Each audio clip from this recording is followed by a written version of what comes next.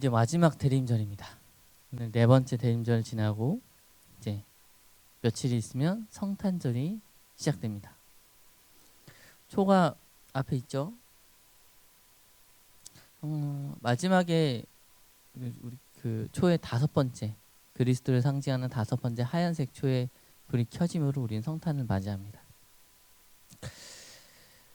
여러분 지난 4주 동안 주님의 오심을 기다리는 대림절의 기간 동안 여러분 어떠한 삶을 사셨습니까? 거룩하고 경건하게 최후의 심판과 주님의 죄를 믿는 성도로서의 삶을 잘 살아내셨습니까? 아니면 대림절이라는 사실은 주일에 와서야 다시 한번 깨닫는 그런 시간을 보내셨습니까? 오늘 본문은 주님의 나심을 준비하였던 한 선지자에 관한 이야기입니다. 그의 선포에 관한 말씀입니다. 바로 세례 요한. 세례 요한은 말라기 이후에 400년간 끊겼던 하나님의 말씀을 선포한 사람입니다. 세례 요한은 천사의 수태고지를 통하여 세상 가운데 태어났고 자신의 사명을 명확하게 알았고 그 사명을 위해 죽기까지 충성한 사람이었습니다. 어쩌면 요한의 사역 전체를 두고 본다면 그의 삶 전체가 대림이었어요. 주님의 오심을 기다리는 것, 주의 길을 평탄하게 하는 자, 그게 바로 세례 요한의 사역의 전부였던 것이죠. 이런 의미에서 보면 대림을 가장 잘 이해했고 준비했던 사람, 그 사람 아마 세례 요한이 아닐까 싶습니다. 따라서 만약 우리가 진짜 대림절을 어떻게 지켜야 되지? 이 거룩한 절기 동안 우리가 최우선으로 해야 될 것이 무엇이지? 그리고 그것을 하기 위해서는 우리는 무엇을 준비해야 되고 어떤 마음을 가져야 되는지 거기에 대한 가장 좋은 교훈은 세례 요한의 삶일 것입니다. 그렇다면 세례 요한은 대림을 어떻게 준비했을까요? 세례 요한이 대림이라고 생각하는 주님의 오심을 기다린 그 기간 동안 그가 주로 했던 사역은 무엇이었을까요? 바로 회개의 세례를 베푸는 것이었습니다. 요한에게 있어서 주의 길을 예배하는 가장 첫 번째는 언제나 회개였던 것입니다. 요한은 특별한 능력을 보여주지 않습니다. 미래를 예언하고 죽은 자를 살리고 오병이의 기적을 일으키고 물 위를 걷거나 그런 특별한 기적을 일으키지 않습니다. 자신이 힘을 모아서 로마를 무찌르고 악한 정권을 무너뜨리고 그런 기적도 그의 사역에서 나타나지 않습니다. 요한은 오직 회개만을 촉구합니다. 때로는 독서를 내뱉기도 하죠.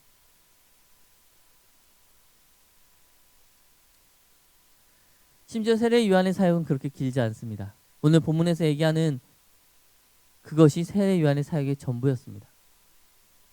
세례를 주고 회개를 선포하다 헤롯에게 잡혀 헤로디아에 의해서 목이 잘리기까지 정말 어쩌면 정말 짧은 기간만 요한은 사역합니다. 주님과 거의 비슷하게 태어난 요한은 주님의 길을 예배하는 삶만을 살았습니다. 그에게는 어떤 영화로움이나 안락함이 없었습니다. 언제부터인지 모르지만 광야에서 생활했고 메뚜기와 석청을 먹으며 베옷을 입고 세상을 떠돌아다녔으니까요. 그에게 있어서 모든 것은 삶의 모든 목적은 오직 주님의 오심을 선포하며 자신의 민족 이스라엘 민족이 회개하게끔 계속해서 촉구하는 것뿐이었습니다. 스스로 아브라함의 자손이라 우리는 아브라함의 자손이니까 하나님께 선택받았다. 그러니 괜찮다. 저 이방인들과 우리는 다르다라고 얘기하는 그 많은 이스라엘 민족들 앞에서 유대 종교 지도자들 앞에서 그렇게 교만하게 안일하게 생각하고 행동하는 그들에게 회개를 선포한 것입니다. 너희들이 아브라함의 자손이라 말하며 교만하지 말라. 너희가 종교를 하나님 믿는다 얘기하지만 너희가 독사의 새끼들과 다를 바가 무엇이냐? 회개해라.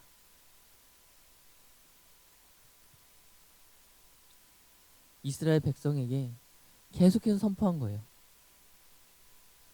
너희의 죄가 덮어지지 않는다. 하나님께 들고 나와라. 사랑하는 여러분, 주님의 오심이 기쁨이 되기 위해서는 반드시 필요한 게 있습니다. 십자가가 은혜가 되기 위해서는 반드시 필요한 게 있습니다. 하나님을 알고 그 앞에서 무릎 꿇기 위해선, 하나님을 나의 주님으로 인정하기 위해선 반드시 필요한 게 있습니다. 바로 죄인으로서의 고백입니다. 내가 죄인이라는 고백이 없다면 십자가가 무슨 의미가 있습니까? 내가 죄인이라는 고백이 없고 내 죄에 대한 인식이 없다면 주님의 오심이 대체 무엇이 그리 기쁩니까?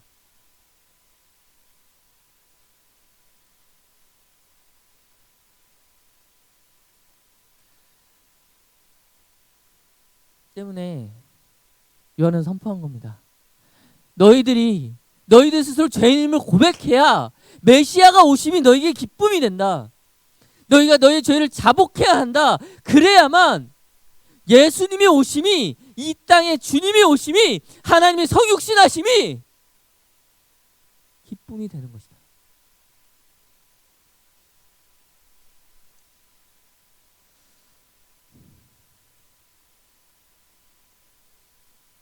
사랑하는 여러분, 여러분은 어떻습니까? 여러분 지금 여러분의 죄에 대한 고백과 회개, 죄를 정면으로 바라보는 그 마음이 있습니까? 다른 사람을 이야기하는 것이 아닙니다. 여러분 스스로를 내면을 관조하였을 때, 여러분 내면을 정말 깊이 봤을 때, 내 생각 하나하나를 내가 보았을 때 내가 하나님 앞에 얼마나 큰 죄인인지를 깨달아가며 하루하루를 살아가고 있습니까?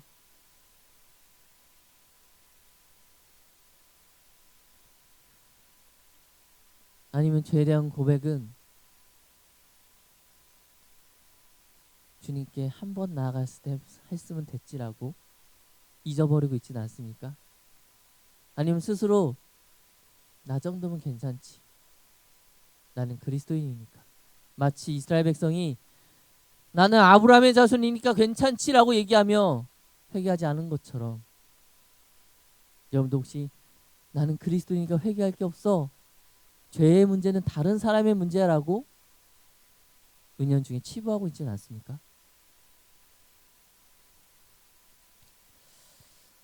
사랑하는 여러분, 바울은 로마서 5장에서 고백합니다. 죄가 더한 곳에 은혜가 더욱 넘친다. 이건 죄를 많이 지은 사람이 은혜를 받는다는 뜻이 아닙니다. 이 말씀의 의미는 너희가 너희 죄를 이해할수록, 너희 죄가 얼마나 하나님 앞에 잘못된 것이 알수록 그런 너희를 구원하신 하나님의 은혜가 얼마나 큰지를 알 수 있는 것이다 라고 얘기하는 것이에요. 여러분, 하나님의 사랑이 무엇인지 더 깊이 알고 싶습니까? 하나님의 은혜가 얼마나 큰 것인지 정말로 알고 싶습니까? 그렇다면 여러분의 죄의 깊이에 대한 그것을 더욱 많이 알려고 하십시오. 그걸 알아야만 여러분을 향한 하나님의 사랑을 알게 되고요, 그걸 알아야만 그런 나를 구원하기 오신 예수님, 그분이 탄생하신 성탄이 진짜 기쁨의 날이 되는 것입니다. 주님의 오심이 기쁨이 되기 위해서 무엇보다 우리 자신의 죄악에 대한 이해가 필수적인 것이죠. 그래서 교회는 반드시 두 가지를 증거하게 되어 있습니다. 아니, 이 두 가지 증거, 이 두 가지 고백 위에 교회가 서 있다고 해도 무방합니다. 하나는 죄인으로서에 대한 이해와, 다른 하나는 그 죄인인 나를 구원하러 오신 예수 그리스도입니다. 이 두 가지가 교회를 세우는 두 기둥이라 이야기합니다. 그렇다면 여러분, 우리는 우리의 죄에 대한 이해가 얼마나 있습니까? 여러분들은 여러분이 어떤 존재인지, 예수 그리스도의 보혈이 없는 상태였다면 우리는 하나님 앞에 어떤 존재로 보였는지 생각해 본 적 있습니까? 그리스도의 보혈이 없었다면 내가 하나님께 어떤 존재였을까? 주님께서 이 땅에 오시지 않았다면, 성탄이 없었다면 우리는 과연 하나님 앞에 어떤 존재였을까? 성경은 이야기합니다. 전에는 우리도 다 그 가운데서 우리 육체의 욕심을 따라 지내며 육체의 마음에 원하는 것을 하여 다른 이들과 같이 본질상 진노의 자녀였더니, 성경은 이야기합니다. 너희가 본질상 진노의 자녀였다고. 여러분, 우리는 하나님께 사랑받을 모양이 없습니다. 안타깝게도, 그리고 인정하고 싶지 않을 수도 있지만 우리 안에 하나님께서 이뻐하실 만한 모양이 단 하나도 없어요. 누가 자랑할 수 있겠습니까? 하나님 앞에. 저는 그래도 하나님께 사랑받을 만하지 않나요? 하나님, 저는 그래도 구원 받을 만한 사람 아닙니까? 누가 얘기할 수 있겠습니까? 그 누가요? 모든 사람이 죄를 범하였으면 하나님의 영광에 이르지 못한다고 고백하는, 그 증거하는 그 성경 앞에서 그 누가 그렇게 얘기할 수 있겠습니까? 우리는 본질상 하나님을 진노하게 할 뿐입니다. 우리는 본질상 하나님께서 우리를 보시면 그 진노밖에 일어나지 않을 정도로 죄악된 존재입니다. 거룩하신 하나님 앞에 우리는 어떠한 공로도 어떠한 아름다움도 없는 그저 부패하고 악한 존재일 뿐입니다. 하나님을 거역하고 하나님께 반역하며 하나님의 이름을 더럽히는 가장 적대적인 존재들이 사람입니다.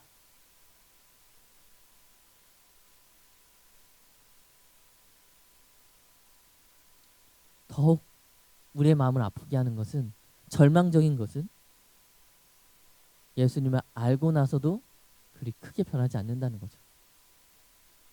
로마서 7장 18절에서 24절에 바울이 이렇게 고백합니다. 내 속 곧 내 육신에 선한 것이 거하지 아니하는 줄을 아노니 원함은 내게 있으나 선을 행하는 것이 없노라. 내가 원하는 바 선을 행하지 아니하고 도리어 원하지 아니하는 바 악을 행하는도다. 만일 내가 원하지 아니하는 그것을 하면 이를 행하는 자는 내가 아니요 내 안에 거하는 죄니라. 그러므로 내가 한 법을 깨달았노니 곧 선을 행하기 위하 원하는 나에게 악이 함께 있는 것이로다. 내 속사람으로는 하나님 법을 즐거워하되 내 지체 속에서는 다른 한 법이 내 마음의 법과 싸워 내 지체 속에 있는 죄의 법에서 나를 사로잡는 것을 보는도다. 오호라, 나는 공고한 사람이로다. 이 사망의 몸에서 누가 나를 건져내랴.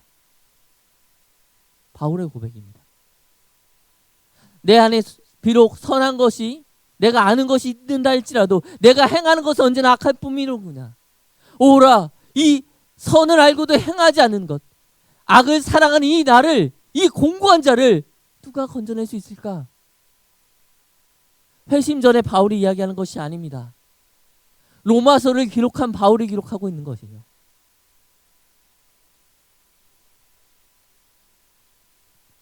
바울은 이렇게 또한 고백합니다. 디모데후서 1장 15절에서 바울은 죄인 중의 괴수가 바로 나로구나 고백합니다. 사랑하는 여러분, 바울만 그러한가요? 우리는 바울과 다릅니까? 바울은 그렇지만 우리는 바울과 다르게 선을 품고 선을 행하며 하나님께 정의로운 자들입니까?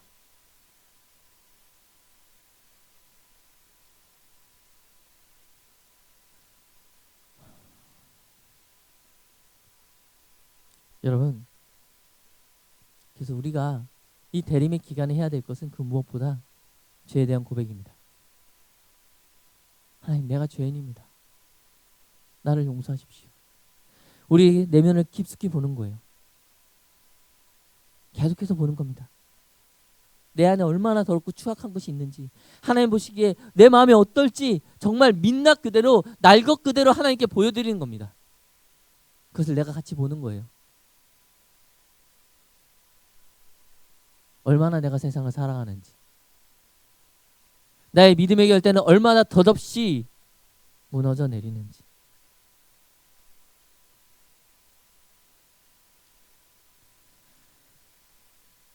그래서 전통적으로 이 대림의 절기에는 금식을 겸합니다. 성탄의 만찬을 누리기 위해서, 성탄의 즐거움을 누리기 위해서 오히려 그 대림절 기간에는 금식을 하곤 했어요. 나 자신의 죄악을 고백하기 위해서. 사랑하는 여러분, 이 대림의 거룩한 시간 동안 이제 며칠 남지 않았는데 그 시간만큼은 내가 하나님 앞에 어떤 존재인지 깊이 묵상하며 죄를 고백하는 그 시간을 가지시기 바랍니다. 세례요한이 여러분에게 지금 말하고 있어요. 회개하라. 천국이 가까운 왔노라. 너희가 아브라함의 자손이라 말하지 말라. 하나님께 간절히 나의 연약함을 내어놓을 수 있는 그 시간 되시기를 간절히 소망합니다. 그렇다면 어떻게 요한은 이렇게 할 수 있었을까요? 지금 우리는 말씀을 듣고 예수님 오시고 나서 십자가를 보면서 그나마 우리가 죄악을 알 수 있는데, 그런 것이 아무것도 없던 그 시대에 어떻게 요한은 400년간 끊긴 그 말씀의 시대에 주님의 오심을 준비할 수 있었을까요?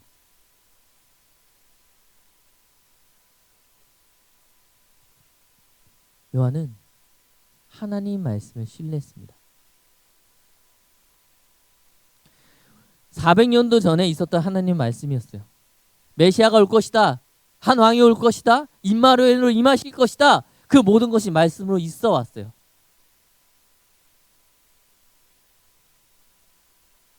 너무나 근데 오래전 이야기였어요. 잊혀질 만한 이야기였습니다. 그런데 모두가 잊어버리고 모두가 이제 저것이 이루어지지 않을 거다. 다른 식으로 될 거다. 상징일 것이다 생각하는 그때 요한만큼은 그러지 않았습니다. 요한은 푸른 마르고 꽃은 시드나 우리 하나님의 말씀은 영원히 서리라 라는 이사야의 말씀을 믿었습니다. 요한은 하나님의 말씀이 살아있음을 믿었고 그것이 실현될 것이라는 것을 전적으로 확신하였습니다. 여러분, 성경은 교훈집이 아닙니다. 좋은 격언들이 모여있는 게 아니에요. 우리의 삶에 어떤 방향을 제공해주는 인생 지침서도 아닙니다. 자기계발서는 더더욱 아니죠. 또한 단순한 역사의 기록물이 아닙니다. 조금 뛰어난 신앙 서적이 아니에요. 성경은 하나님의 말씀이며 역동하는 능력과 권세가 있는 말씀입니다. 히브리서 4장 12절입니다. 하나님의 말씀은 살아있고 활력이 있어 좌우의 날선 어떤 검보다 예리하여 혼과 영과 및 관절과 골수를 찔러 쪼개기까지 하며 또 마음의 생각과 뜻을 판단하나니. 하나님의 말씀은 살아서 역사하는 칼입니다. 사랑하는 여러분, 그 성경을 믿습니까? 여러분, 정말 성경이 하나님의 말씀이 이 땅 가운데 실현될 것을 믿습니까?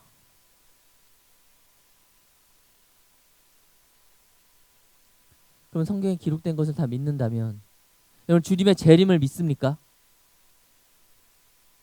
주님이 언젠가 이 땅에 다시 오셔서 우리의 모든 죄악을 심판하시며 세상을 심판하시고 이 땅의 왕으로서 다시 한번 이 땅에 재림하실 것을 여러분은 믿습니까? 그렇다면 여러분, 재림을 준비한 자로서 살아가십시오. 성경은 이야기합니다.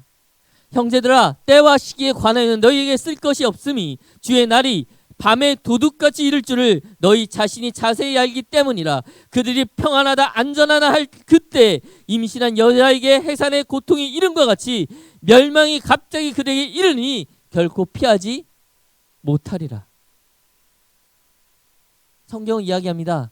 재림이 반드시 있을 것이고 그날은 도둑같이, 밤에 도둑같이 갑작스럽게 임할 것이다. 주의 재림이 언제인지 그 누구도 모릅니다. 주께서 그것을 말씀하지 않으시겠다 하셨고 알리지 않겠다 말씀하셨기 때문입니다. 하지만 분명한 것은 그분이 오신다는 것과 우리가 그 날을 알지 못한다는 것입니다. 그 누가 있어 이 예배가 끝나기 전에 주님이 재림하지 않을 거라 얘기할 수 있습니까? 그 누가 있어 남은 2025년 며칠 안 남았는데 2025년 끝나기 전에 주님께서 다시 이 땅에 오지 않으리라 말할 수 있는 사람이 누가 있습니까? 오늘 여러분이 눈이 감기 전에 주님께서 이 땅에 오실지 우리는 모릅니다. 그럼 여러분의 모든 시간, 모든 장소, 모든 행동에 있어서 그 재림을 준비하는 자로서 살아가십시오. 요한이 하나님의 말씀을 신뢰했던 것처럼 여러분 하나님의 말씀을 신뢰하신다면 반드시 그렇게 살아가십시오. 성경 이야기합니다. 평안하다, 안전하다 할 그때 오실 것이다.